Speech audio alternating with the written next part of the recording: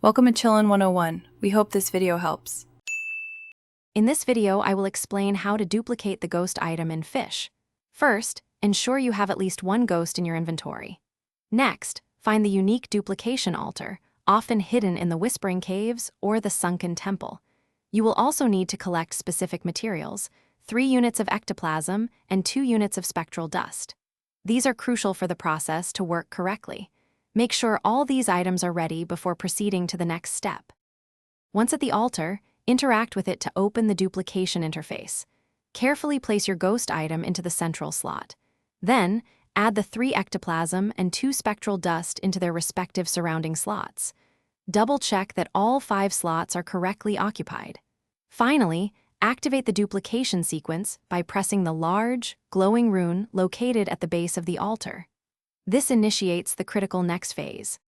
After activating the rune, a short, shimmering animation will begin, lasting about 5 seconds. This is your critical window. During this animation, you must quickly open and then immediately close your inventory exactly 3 separate times. This precise timing is essential for the duplication glitch to trigger. Once the animation concludes, open your inventory to confirm the successful appearance of your newly duplicated ghost item.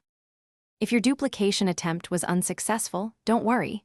First, double-check that you had all 3 ectoplasm and 2 spectral dust, and that they were placed in the correct slots. Also, ensure you had at least 1 empty inventory slot for the new ghost to appear. The most common issue is the timing of opening and closing your inventory. Practice this step until it feels natural. With a little persistence, you will master this method. Thanks for watching. Consider subscribing if we helped you.